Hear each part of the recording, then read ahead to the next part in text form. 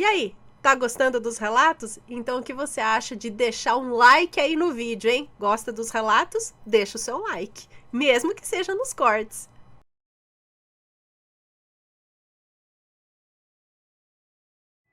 Olá, Ana. Primeiro gostaria de dizer que é uma honra estar aparecendo no canal. Admiro muito o seu trabalho e amo as histórias. Posso falar que foi uma verdadeira guerra interna para estar enviando este relato, pois posso parecer louca na visão de alguns, caso conte o que aconteceu comigo. Porém, eu asseguro que é 100% verdade e que eu realmente vivi essas situações. Resolvi seguir meu coração e mandar, por ver a seriedade e também a sensibilidade que vocês tratam o desconhecido. Irei separar em algumas partes para maior entendimento. Estarei abrindo totalmente a minha vida e vidas passadas.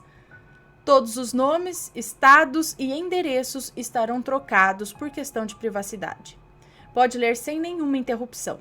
Senta, toma um café, porque o relato é grande. Capítulo 1. Uma criança que não acreditava em nada. Meu nome é Clara, atualmente moro no interior do estado de São Paulo e desde criança tive certo contato com o sobrenatural. Minha mãe é uma mulher de muita fé e, apesar de ter se formado na Igreja Católica, iniciou na Umbanda quando ainda estava grávida de mim, mas apenas com 7 anos que comecei a ir em um terreiro. Ao contrário dela, meu pai e a família dele são católicos fervorosos, que não aceitam a religião dos outros e apenas a deles está certa. Apesar disso, nunca teve um embate entre eles para ver qual eu seguiria. Nunca se preocuparam com isso. Eles se separaram quando eu tinha 9 anos. Meu pai era um alcoólatra, que até mesmo tentou acabar com a vida da minha mãe uma vez, sendo que a minha mãe foi salva por um tio que passava férias na nossa casa. A única coisa que os ligou depois da separação fui eu. Aos 5 meses, fui diagnosticada com um pequeno sopro no coração. Nada para se alarmar desde cedo. Desde cedo e até hoje eu tenho que fazer um acompanhamento no cardiologista, pois às vezes eu passo mal. Aos 11 anos, descobriram uma arritmia cardíaca e piorou ainda mais a situação. Nessa época, minha mãe estava desempregada. Nem meu pai e nem meu irmão mais velho, na época com 29 anos, e nem o meu pai, nem o meu irmão mais velho, que na época tinha 29 anos, estavam empregados, quiseram pagar as consultas e os exames. Foi um ano difícil. Me doía ver a minha mãe chorando por não conseguir marcar um médico e ainda tendo que lidar com o outro filho, na época com 16 anos, sofrendo de depressão. Foi nesse tempo que comecei a ter crises fortes de ansiedade e pânico. Guardem essas informações. Será útil e ajudará a entender o que irei explicar mais para frente. Quando eu tinha 12 anos, a minha mãe se casou novamente e o meu padrasto era um amor de pessoa. Em 2 anos de casamento, nunca ao menos discutiram, pois ambos evitavam brigas. Era tudo perfeito para mim, já que, traumatizada com o lar violento que havia crescido, eu temia que fosse colocada em um novamente. Nós mudamos de cidade, cerca de 500 quilômetros da antiga, e em todo o tempo que morei lá, vi meu pai apenas uma vez. Não por falta de oportunidades, e sim por ele não me procurar. Por ser criança, eu sofria, mas o amor da minha mãe supriu a falta que eu sentia dele. Completei 13 anos. Não tive uma festa enorme, mas todos os meus amigos foram chamados e foi o melhor aniversário que eu tive. Há quase 2 anos, não sentia dores no peito e não tinha uma crise. Nesse ano, fiz uma amiga virtual, com a qual até hoje tenho contato. E como duas adolescentes curiosas, começamos a procurar sobre bioquinese. O que é isso? Bioquinese? Projeção astral, regressão de memórias à vida passadas, enfim. Eu, como sempre, muito descrente, era aquela que só acreditava vendo. Ela, como minha boa e melhor amiga, me desafiou a tentar uma regressão. Foi aí que todo o inferno começou. Eu cresci vendo espíritos, vultos em todas as partes, e mesmo assim eu não acreditava no pós-morte. Mesmo quando meu avô vinha me visitar todas as vezes que eu sentia dores. Ele, falecido aos 70 e poucos anos por conta de um infarto, um mês após meu nascimento, sempre aparecia e, por mais assustada que eu ficasse, sempre achava que eu estava delirando. Além dele, eu vi mais dezenas de coisas durante a vida, mas isso são assuntos para outros relatos. Eu costumava pensar em um garoto com um belo par de olhos azuis desde criança e com os cabelos negros como a noite. Eu lembro-me de ser uma tarde de sábado, minha mãe e meu padrasto haviam ido à casa da mãe dele passar a tarde. Eu e meu irmão decidimos ficar em casa. Eu já com a intenção de fazer a regressão e poder dizer a Luísa que tudo não passava de uma grande mentira e que não existia nada depois da morte. Eu estava enganada. E enquanto seguia os passos dados pelo homem do vídeo, senti de súbito o ar me faltar, como se estivesse me afogando. E então, quando essa sensação parou, uma terrível dor no peito me atingiu. Não como as dores por causa da cardiopatia, e sim como se algo me perfurasse, lento e dolorosamente. Tudo parou. Me levantei, tirei os fones de ouvido e, depois de muito pensar, concluí. Acabei dormindo e sonhei. Enganada estava novamente. Capítulo 2. Santa Inquisição. 3 noites depois, quando não me lembrava mais do ocorrido, acordei dentro de um sonho. De início achei que era lúcido, um sonho lúcido, mas logo percebi que mesmo sentindo as texturas, os sabores, os cheiros e os toques, era tudo automático e eu estava ali apenas para observar. Estava em uma casa antiga, feita de madeira e com um aroma de flores na primavera. Junto a mim tinha uma garotinha de belos cabelos negros como a noite. Esta que irei chamar de Diana.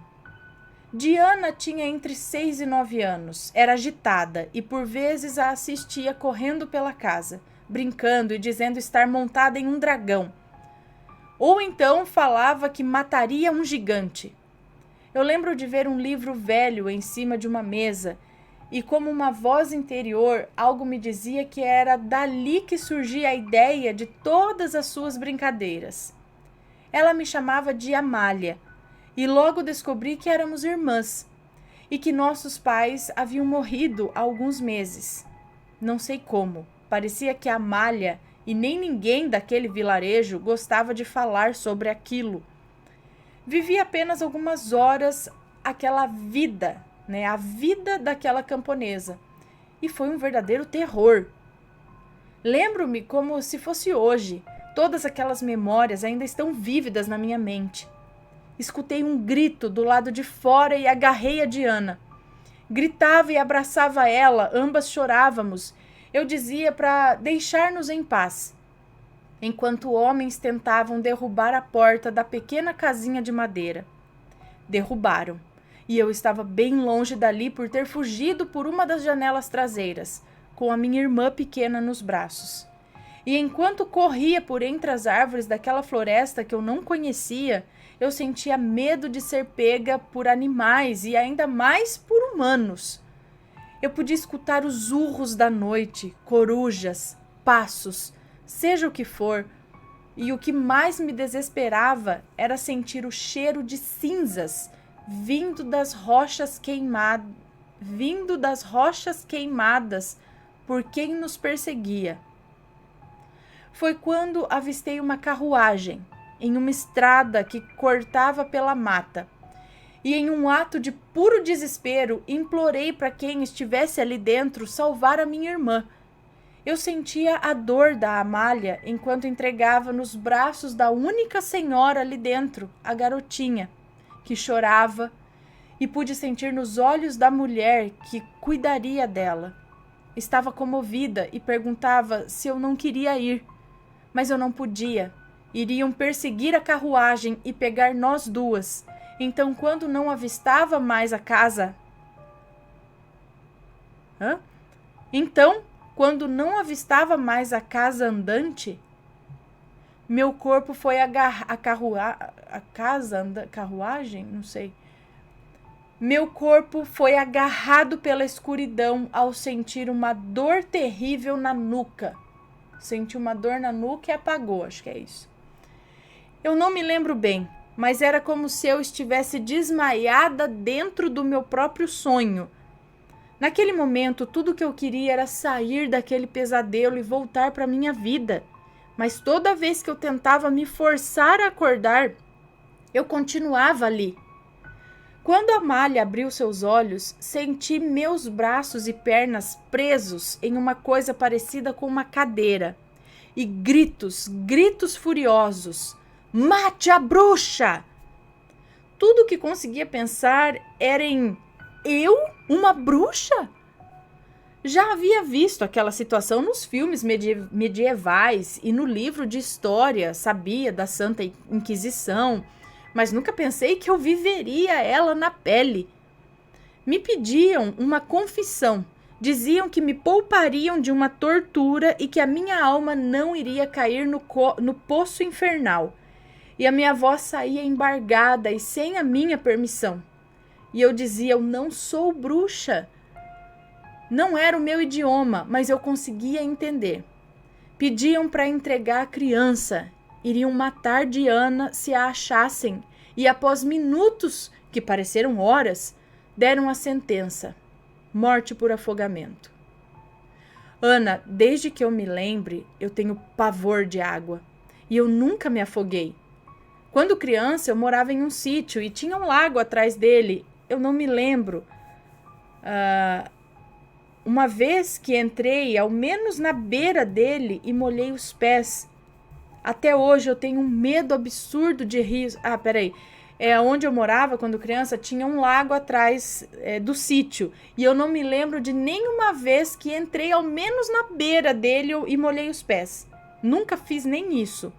Até hoje eu tenho um medo absurdo de rios, piscinas e até mesmo de chuveiro. Quando escutei aquilo, eu me desesperei. Eu ia morrer dentro de um sonho? Era absurdo demais para minha mente de 13 anos de idade. Como que eu ia entender? E também aquela garota de quase uns 20 anos, talvez mais ainda. Eu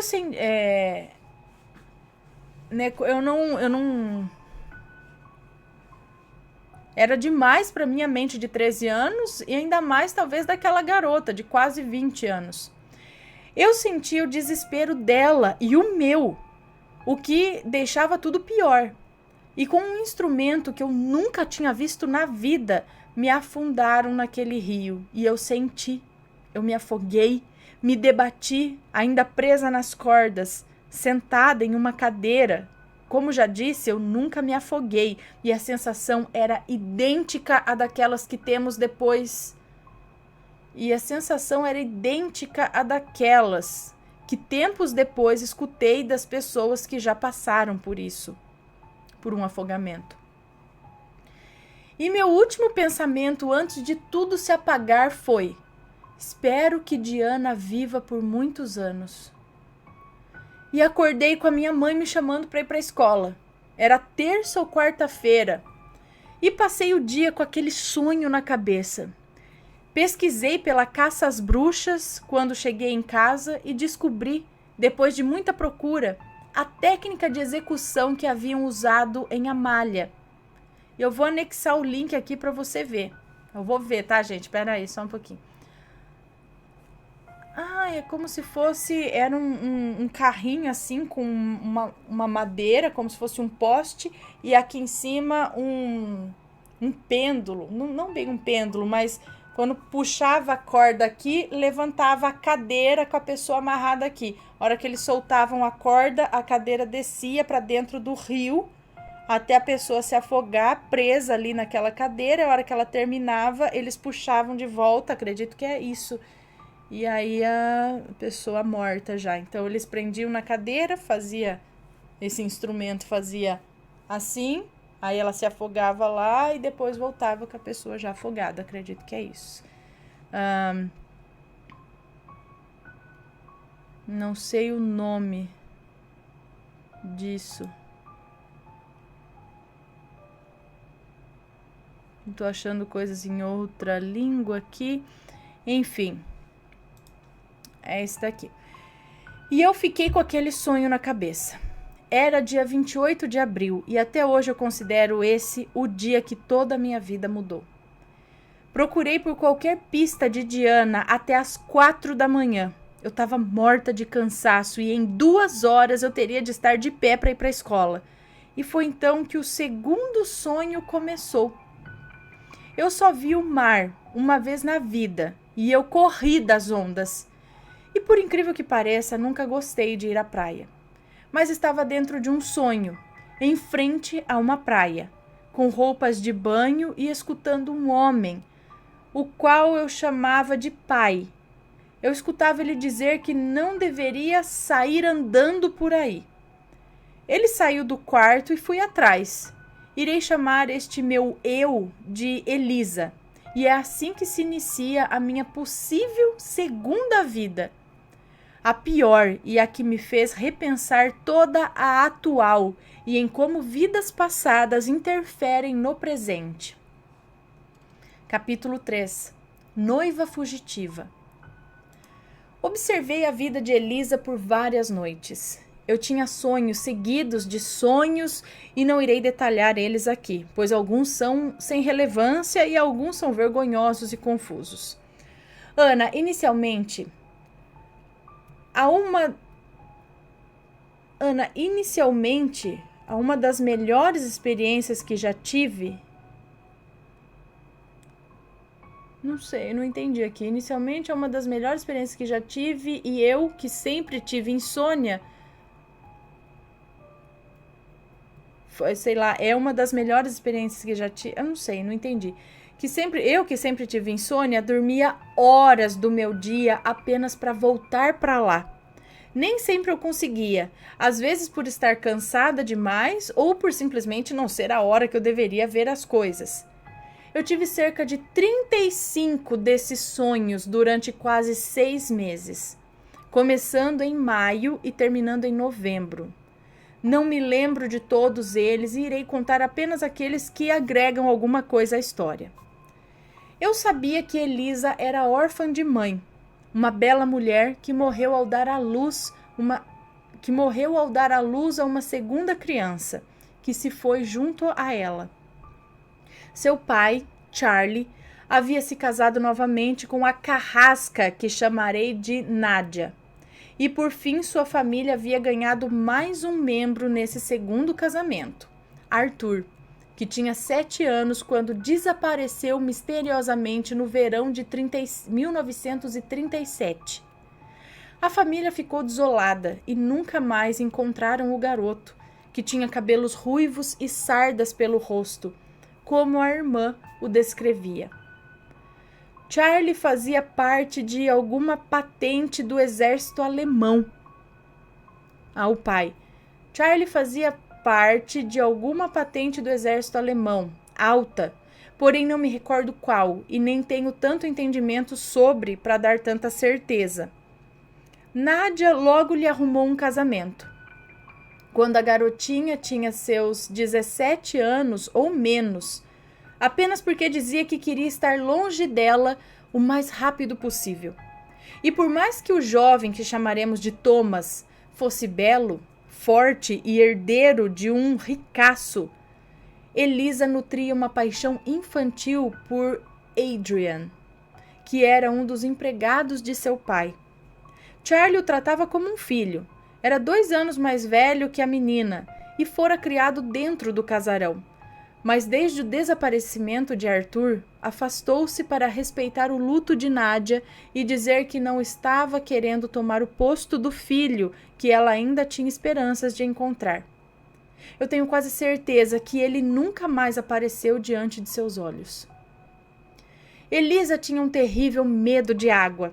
apesar dela ter a vaga lembrança e carinhosa de ver os pais e ela, com seus 3 anos, correndo pela areia branca e rolando por ela, sendo cheia de amores. Meses depois, ela faleceu em complicações em seu parto. Foi uma das coisas que ela dividiu com a sua amiga, Dora. Esta que eu tive o prazer de conhecer e ser amiga na atual vida. Mesmo que tenha me afastado dela em novembro deste mesmo ano por perceber que após ter feito tanta desgraça em uma vida passada, ainda continuava a mesma, egoísta, gananciosa e que não mediria esforços para atrapalhar a minha vida, como fez antes. O casamento com Thomas seria durante a primavera de 1942. E quando ganhassem a guerra, o jovem moço planejava se mudar para a Itália ou Japão, os outros 2 países do eixo. Sabemos o resultado deste confronto, e mesmo que continuasse viva, jamais teria tido a oportunidade de ver a Alemanha vencer. Apesar de que, para ela, toda a tortura e a guerra que matava diariamente milhares de inocentes era desnecessária e, por conta disso, entrou em diversos confrontos com seu pai e madrasta. A única pessoa que partilhava da mesma repugnância pelos nazistas era Adrian. E como uma garota apaixonada no verão de 1941, Elisa propôs para os 2 fugirem para os Estados Unidos. O plano era perfeito. Ela tinha certeza que nada sairia do controle e ela se casaria com ele em solo estadunidense. Estava disposta a largar sua condição de rica, seus vestidos e joias caras, sua família, seus amigos e o prazer de ver aquele que não deve ser nomeado cair e perder a guerra em solo alemão, para ir viver nos Estados Unidos como uma refugiada. E assim ter a liberdade que sempre sonhou e casar-se com quem sempre quis. Eu queria dizer que Elisa conseguiu, que ela casou-se e teve seus 3 tão sonhados filhos, que teriam os olhos azuis do pai e os cabelos negros da mãe. Mas nada disso aconteceu, infelizmente. Em outubro, já tinha visto de tudo. Charlie executava pessoas na frente de multidões. Alemães gritavam e provavam o seu amor ao nazismo. A ideologia que seu presidente pregava e compactuavam com a morte de milhares de judeus todos os dias nos campos de concentração espalhados pelo mundo. Eu posso dizer que eu vi a tão terrível Segunda Guerra Mundial com os meus próprios olhos e pela visão de uma jovem alemã que repudiava tudo o que o seu país apoiava. Ela queria fugir dali, viver em paz e sem medo de acordar com uma bomba caindo sobre o teto de sua casa. Pegou as joias que herdara de sua mãe e as vendeu. Roubou o dinheiro de seu pai e conseguiu uma boa quantia, que daria para eles chegarem aos Estados Unidos ainda durante a guerra e trocarem suas identidades. Planejavam se passar por ingleses que fugiram da Europa por medo e com outros nomes poderiam viver o resto da vida em paz. Mas, por motivos que até hoje, anos após ter esses sonhos, penso e não consigo achá-los, Dora traiu sua melhor amiga e contou ao noivo dela a sua fuga. E com a arma de seu pai, Thomas foi atrás de sua futura esposa e, ao encontrá-la, atirou contra o seu peito por ódio, inveja e também pelo sentimento de traição. Peraí, como? O noivo contou. E com a arma de seu pai, Thomas, que era o noivo dela, foi atrás de sua futura esposa e, ao encontrá-la, atirou no peito por ódio, inveja e também pelo sentimento de traição, mesmo sabendo que ela não o amava. Ana, nunca pensei que fosse levar um tiro, mas a sensação da bala atravessando o meu peito, sobre o coração, e eu agonizei até a morte, enquanto aquele homem perturbado tentava me acudir e era morto por Adrian com a mesma arma. As últimas coisas que eu vi enquanto Elisa foram os olhos azuis dele que me atormentaram durante toda a minha vida. Capítulo 4. O fim de tudo. Sempre tentei buscar saber se tudo aquilo era real, mas sempre tive medo do que poderia receber como resposta. Ana, eu desenvolvi um sentimento de amor por aquele jovem. E mesmo que tenha gostado de tantas pessoas durante toda a minha curta vida, foi ele que me fez refletir sobre a questão de amar e ser amado. Conversei com colegas espíritas e todos me afirmaram que se tratou de uma regressão involuntária e que a minha hidrofobia, assim como a cardiopatia, vinham de minhas ambas vidas como Amália e Elisa. As duas que sofreram por conta dos atos dos outros e que morreram de forma fria e desumana. O que me conforta sempre são as palavras de uma mãe de santo que murmurou, dizendo que tem certeza que encontrei o amor da minha vida após os meus... Dizendo que tem certeza que encontrarei o amor da minha vida após os meus 23 anos. Eu tenho 19, e se aos 14 era ansiosa por esse dia, hoje eu trato com normalidade, pois sei que tudo se resolve no tempo de Deus, e que eu e ele estamos destinados a ficar juntos, porque fomos atrapalhados lá. Eu só espero que eu não leve um tiro novamente ou tenha que fugir do país com identidades falsas. Ah, e essa mesma mulher me revelou que terei 3 filhos, 2 garotos e uma garota. E eu já escolhi o nome deles. Bem, o primeiro se chamará Hagar. E aqueles que são formados em obras por aí já devem saber qual será o nome dos outros. Não me importo que me achem louca. Sinceramente, eu achava tudo isso loucura antes de viver na minha própria pele. Eu só lhes aconselho a nunca brincar com o desconhecido, zombar ou algo do tipo, pois eu fui atingida por diversas vezes por causa da minha descrença em relação a isso. Obrigada, Ana, um beijo enorme para você, gosto muito dos seus vídeos e agradeço por ter lido meu relato. Logo estarei enviando outros que são meus e de outros familiares. E olha, a coisa é pesada. Até mais. Um beijo para você, muito obrigada pelo seu relato. Gente, tudo isso assim, involuntariamente? Não, né? Você começou um processo de regressão por vídeo ali e aí isso desencadeou sonhos e tudo que trouxe a vida passada. Eu tenho curiosidade com isso, gente. Eu tenho uma curiosidade, mas eu tenho um medo também desse negócio atrapalhar a vida daqui. Que às vezes, né, a ignorância é uma bênção. Não é à toa que a gente se esquece da outra vida para continuar essa. Em alguns casos, talvez seja bom ou você compreender alguma coisa lá de trás para tentar tratar e melhorar coisas desta vida, ou compreender, sei lá. Por outro lado, vejo muitos casos em que saber da vida passada atrapalha essa vida aqui. Ai, agora eu não sei, mas eu acho muito interessante tudo isso, esse lance de vidas passadas.